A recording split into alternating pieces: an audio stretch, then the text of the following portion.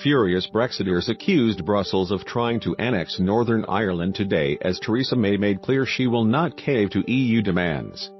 Former Minister David Jones said the EU was putting forward a fantasy plan to keep control of Northern Ireland that would never be acceptable to the British people, and Foreign Secretary Boris Johnson accused Eurocrats of using the Irish border politically to force the UK to stay in the customs union. The flaming row erupted after a draft emerged of a legal text prepared by Brussels based on December's political agreement. The document brands the idea of a common regulatory area the default option in the event no deal can be agreed by the UK and EU. The controversial idea implies that Northern Ireland will effectively stay inside the EU single market and was flatly rejected by Downing Street sources who insisted the PM would not sign up to anything that threatens the constitutional integrity of the UK or its common market. Mr. Jones, a former Brexit minister, said this morning that Brussels seemed to think it could simply annex Northern Ireland. That is what it would amount to, he said. The UK's preferred options for an open border controlled under a free trade agreement and using technology will not be set out in the draft treaty. Due to be published by Michel Barnier later today, Brussels deems they have not been spelled out in enough detail by UK ministers. Britain accepted continued regulatory alignment if trade talks failed during December's tense talks, but making it the default choice will enrage Brexiteers. The incendiary row comes after a leaked cabinet letter written by Mr. Johnson suggested he had questioned the importance of the Irish border issue. In the letter, the Foreign Secretary raised the prospect of a harder border between Northern Ireland and the Republic if other solutions failed. Mrs. May has repeatedly insisted she will not accept a hard border involving inspection posts and checkpoints.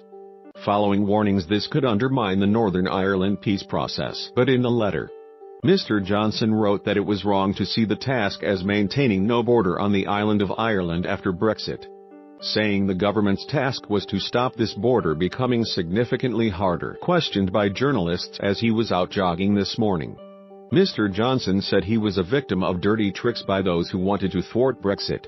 The Northern Ireland border is being used politically to try to keep the UK in the customs union, so we can't really leave the EU. That's what's going on, he said. The customs union and single market have emerged as crucial battlegrounds in the struggle over Brexit.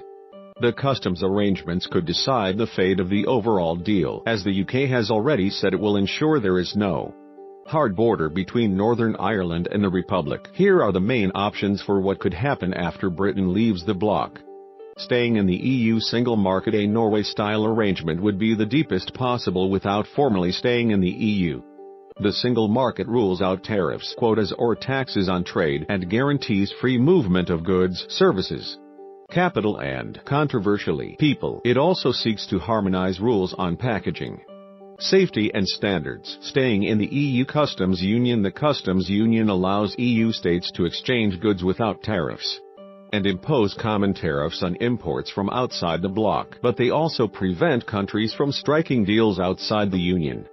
Theresa May has repeatedly made clear that the UK will be leaving the customs union.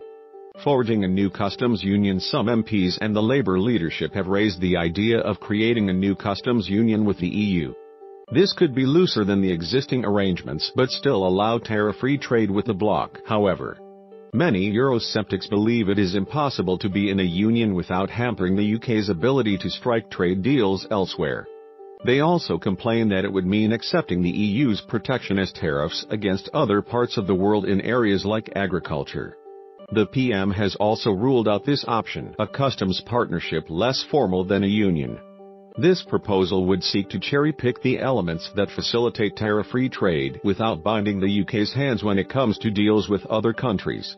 One possibility could be keeping the UK and EU connected for trade in goods, but allowing divergence for the services sector. The partnership option was floated by the government in a position paper last year.